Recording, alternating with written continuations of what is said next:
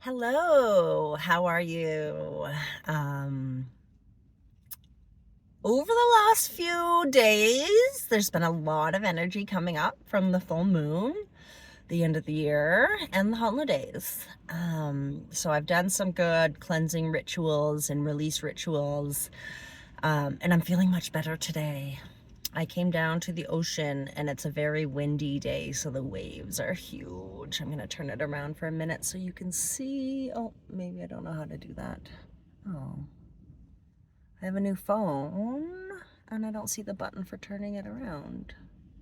Interesting. Okay, I won't be showing you today then, but what I will be doing is calling in the angels and doing a reading down by the ocean because I'm grounded. I've released all the negative energy and now I'm ready to tune into the messages and information and guidance from our angels, from spirit, and from our higher self.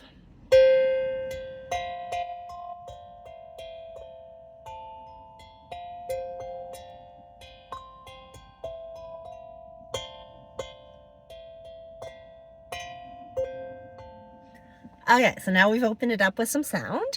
I'm going to be using two decks today. Wisdom of the Elders Oracle. This is a new deck I bought myself just before Christmas.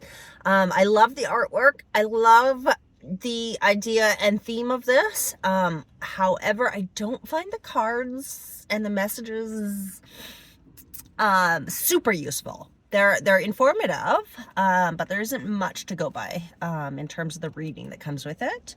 And I'm also doing the Work Your Light Oracle guidebook today. So I'm actually going to start with the Wisdom of the Elders, and being that we're getting ready to close out the year, I already did one around our mindset and intention setting, but I'm going to clear the deck. And I'm just going to ask, for the last few days of 2023, what do we need to know? What is it that's going to serve us best? What do we need to release and let go of and leave in the past? So we're calling in our higher selves, our spirit guides, our angels, anyone that's with us on our journey in the physical world, to help us navigate our purpose and fulfill our soul's mission. So what is the message that we need to hear today? What few pieces of wisdom or guidance will help us close out the year on a positive, uplifted note? So this one is called 23, Fall, Stability. So I'm going to look that one up. 23, Fall, Stability. Oh, 2023, and we got the 23 card. Isn't that hilarious? And we're still in the fall. Oh no, we just started winter. As summer fades into fall, the nights become longer and leaves begin to change. There is a transition that takes place. In the summer months, we had focus on the physical world, and now that focus is being redirected toward our inner selves.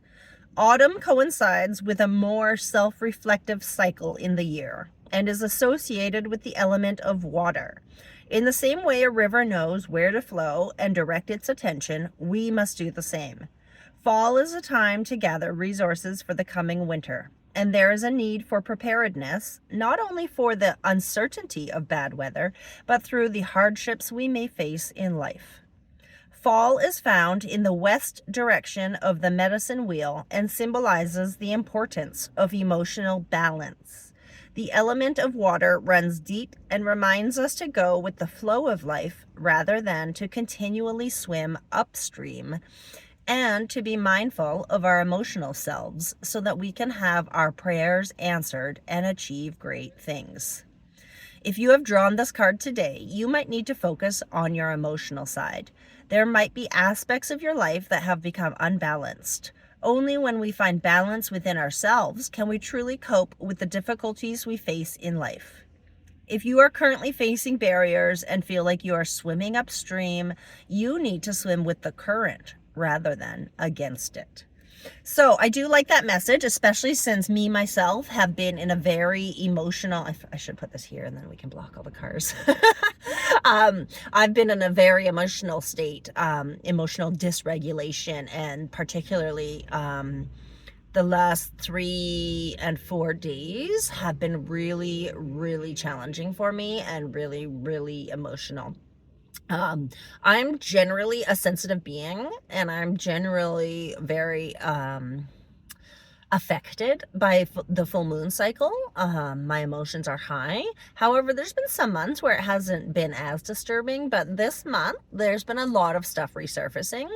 The purpose of that is so that it brings, the purpose is to bring it to our attention so that we can be aware and we can address it. Whether that means changing the energy or the intentions, whether that means accepting, whether that means letting go, whether that means acknowledging that we're still learning, that we're still trying to do things differently. And so what this card to me is really saying is that we need to learn to go with the flow a bit more. And especially for someone like myself who has autism and is very rigid, going with the flow is something I've had to train myself to do. And it's not something that comes naturally to me. My natural, I guess, way of being is to, I'm a justice warrior. I want to do the right thing. I want to speak the truth. I want to, speak up against injustices. And when change happens last minute for me, it's hard for me to adapt, and that causes a lot of turmoil. So practicing going with the flow, like the water, like the river, just being at ease, just letting spirit and the energy take you where you need to go. So I'm going to pull one more and see what other guidance and clarity comes through with regards to the wisdom from the elders card. I'm so excited because I have so many Indigenous elders, ancestors, and so I'm sure a lot of their energy is coming through right now. So I'm just going to shuffle the deck a bit more, and as that stability, I don't understand the message of stability with regards to that reading, though. That's the confusing part, right? Water is not stable. Water is flowing. Water is moving. What was the stability in that message? Just about the recurrence of the cycle and how that's a time for us to gather our resources and prepare to be stable for the uncertain fall, uncertain winter. Okay, let's see what else comes through for us from the elders.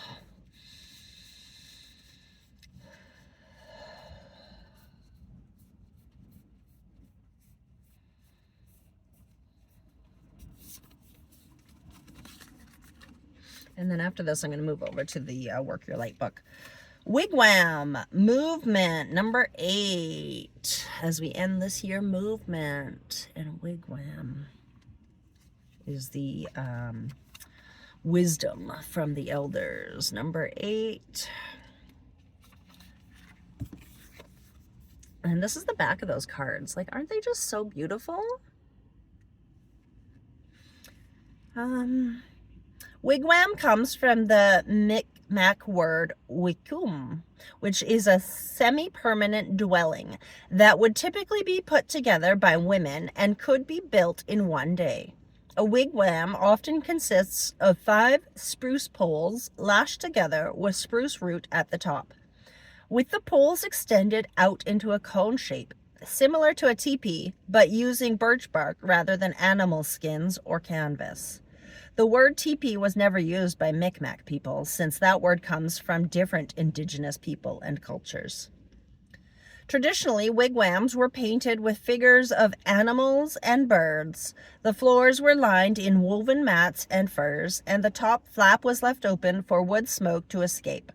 Its purpose was deeply connected to the changes in season, to a time when people relied more heavily on their surroundings for survival. It was a home that could be moved from location to location.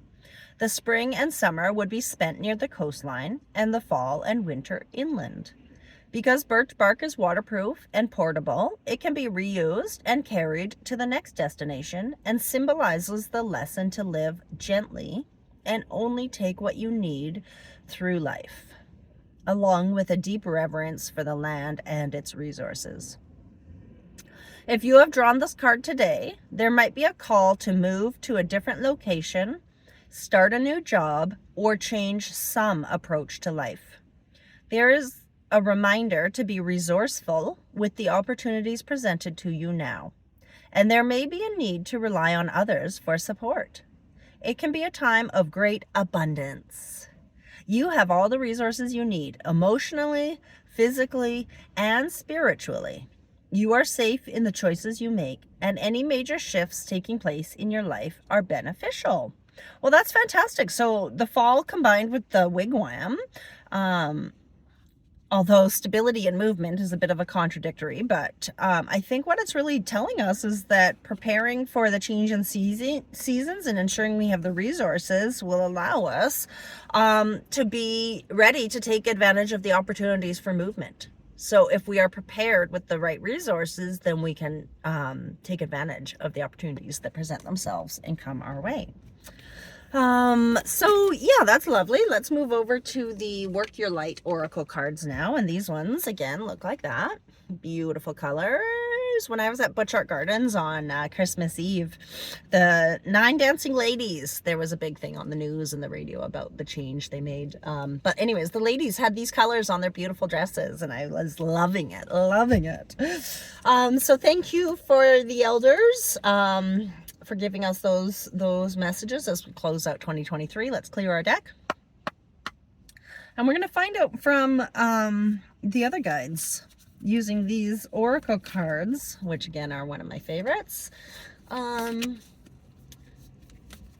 Clearly, the ones that aren't my favorites don't show up in these videos. I have more decks, but I don't use them all. So, ending 2023, how can we continue to move forward? What do we need to know to live our best lives, to release and leave anything that doesn't serve us in 23, so that we can end the year on a positive and uplifted note.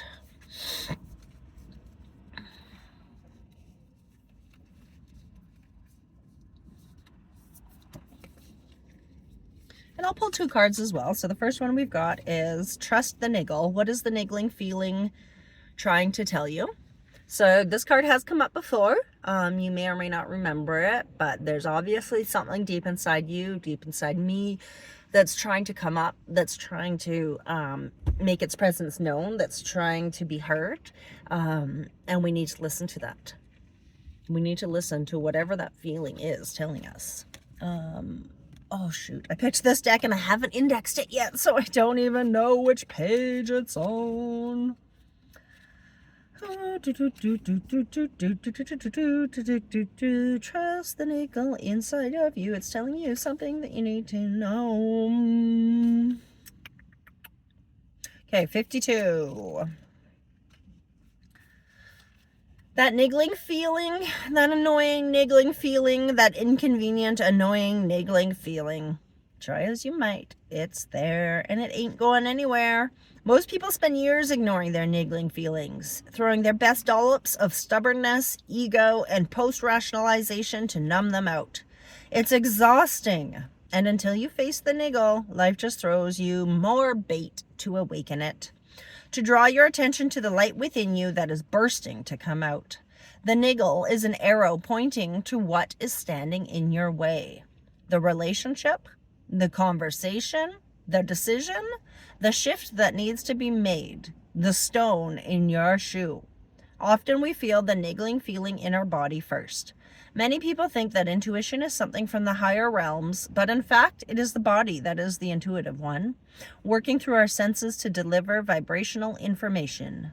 It takes just a moment every day to scan your body to receive the intuitive intelligence and act on it quickly. You are being called to face the niggle now. If you don't face it, the universe will throw something much bigger and more obvious in your path, and then you will likely regret that you didn't answer the niggle in the first place. I know it's scary, but you are safe. Answer the niggle now. What's your niggling feeling trying to tell you? So there's something that's come up again and again and again, and you need to listen to it. If it's there, it's not going away. It's trying to tell you something. I like to think of our body as a tool. Our body is the tool that we use to gain information about the world around us. And as the book said, about the vibrational energies of the things that come into our lives. Okay, this one jumped out, so we're going to say break the chain. Ancestral patterns, healing, rewriting the future. This is some major work I've been doing. Major, between my mother, myself, and my daughter. I'm very aware of the dynamics and the patterns. And I'm trying so hard not to pass on that trauma to my child, which I've already not been successful at. But that doesn't mean that I have to stop trying, and it doesn't mean that it's going to be felt in the same way or the same challenges and difficulties. So I have done tremendous work in breaking the patterns, but there's still more work to do. And I have to accept that my daughter is going to carry the burden of healing herself, as we all are responsible for healing ourselves through our own trauma. We can blame our ancestors and our past all we want. It helps to be aware of it. It certainly has helped me to develop compassion and forgiveness for the behaviors of my own relatives, recognizing that their behaviors and trauma is rooted in ancestral trauma. So that has been super helpful. But it doesn't give us a free pass. It doesn't give us an excuse to continue on behaving in unsatisfactory ways, in unkind ways, in inconsiderate ways. But it allows us to acknowledge the truth and work with that. It allows us to acknowledge the source, the root cause, and work with that. So I'm going to go ahead and find the message to read. Break the chain, break the chain.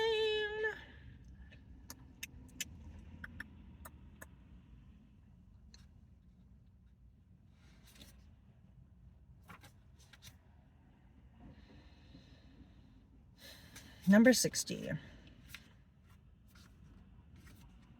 Oh shoot, I do want to do one of the meditation ones too after this. You are being called to heal your family line or free yourself from living the life of your ancestors. This could mean letting go of an old pattern of your maternal or paternal line, healing trauma from the past that is not even yours, or observing old ways of being that no longer serve you. We carry emotional trauma in our luminous field for up to 7 generations back. This is why family patterns can be the hardest to break. Often, they are not even ours to begin with, but we do not know another way of being, and so we continue playing out the drama. The thing to notice when ancestral healing comes up is that you cannot heal another person, but your own healing can cause another person to choose to heal. Energy is freed up. You are being guided now to look at your life and decide how you want it to be. What ways of being or patterns are you ready to free yourself from? What part of your future do you want to rewrite? Now is the time to shake them off and dream a new future into being. I love that. So hopefully that was informative, insightful, inspirational as you close out the year. I always listen to these again afterwards because I find that as I'm reading, I can get some interpretation and information, but then relating it back to my own situation can be a challenge. And when I listen to it afterwards, I find that it's a little bit easier for me to absorb. I guess it's different when you're listening versus talking. So anyhow, I'm going to listen to this later and I will get more clarity and insight in those. But I think that was a pretty good reading for today. And the secret language of light, because I want to do a meditation. So again, we'll clear the deck of any stale old energy, and we ask and invite our guides and angels and spirits to come through excuse me, with any of these messages that we need, and which meditation is going to be the best for us to finish off our reading today. We have about another week until the new year. Just under a week. What day is it today? The 27th. 4 more days until the new year. So I am going to do a full spread for myself later on with, I don't know, between 6 and 11 cards to gain some clarity for the new year. If anyone else would like a New Year spread, to find out what information, blocks, resistance, challenges you need to overcome and let go of, and to see what potential future paths exist for you, what outcomes may be of certain choices, to help give you some guidance, I'd be happy to. Send me a PM. Send me a PM. Okay, so this one today is variance, which again, for the end of the year message, this is such a good one. In essence, what it's telling us is there's a difference. Sometimes we can feel the vibration in the differences between our alignment with our soul. So are we vibrating and operating at a different frequency or on a different path than our soul? Then we'll feel the variance. It won't feel easy. It won't feel effortless. It won't feel magical. It'll feel like resistance. It'll feel like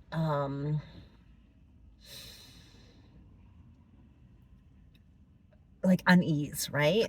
So 39, I'm going to look it up real quick to read the card message, but that has, that was, oh my gosh, so many cars honking. Everyone wants everyone to turn and be mad.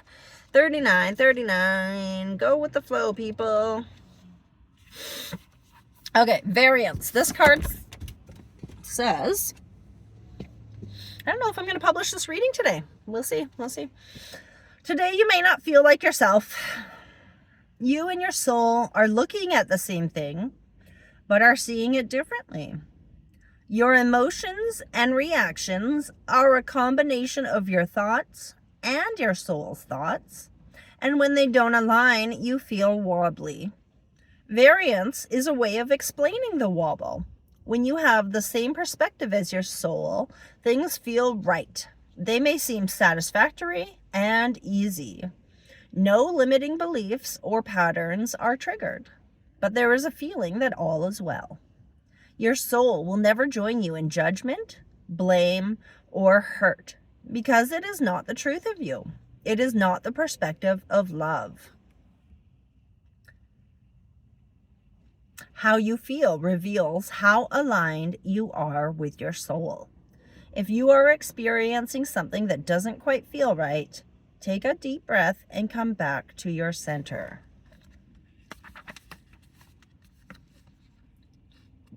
You will begin to feel better, inspired to navigate your inner radar, and ready to receive your soul's transmissions. Okay, so if you want to do a meditation, take a good mental image of this picture and place your hand on your heart. Close your eyes and become aware of your breath. Don't try to regulate it. Just be aware of it. Follow it with your attention as it moves in and out of your body. Feel your lungs being soothed and nourished with eternal breath that fills your senses with joy and your heart with grace.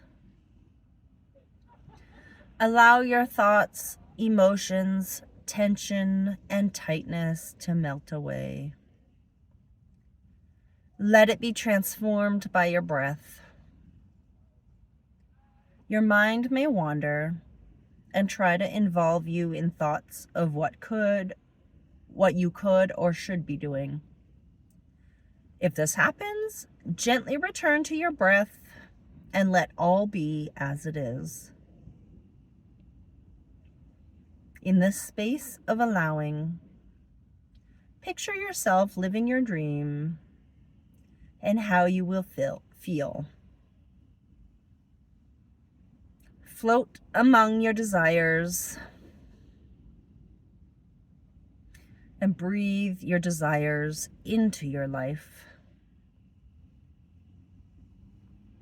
Make this feeling the foundation from which you will live this day. And then open your eyes to your potential. Everything begins with a dream. When you're ready, you can open your eyes, take a few deep breaths, and come back into your body. If you want to practice this again to feel the feeling of what it's like when your dream comes true, that will help you integrate it and be in alignment with your soul. If you want to take some inspired reflections and actions, be willing to see beyond your point of view. Don't believe everything you think. Be mindful of the thoughts you choose to participate with. Are they a help or a hindrance in creating your dreams? Learn about a culture or religion you know nothing about. Knowledge is power and removes fear. And if you want to do some journal work, if you want to do a journal exercise, identify and name the parts of your mind that try to take over. Worrywart, overprotective mother, anger, hurt. Then tell them to be quiet. Once you name them, you will be more able to recognize them and more in control of them when they rise up. So just like loving our self-sabotaging parts of us, what parts of you are trying to take over? So identify them, and then you will be able to release and let them go. So you've got to be your own authority. So getting back into alignment with your soul's vision and purpose and dream for yourself. Was a beautiful, beautiful reading. So I'm going to close it out with another sound.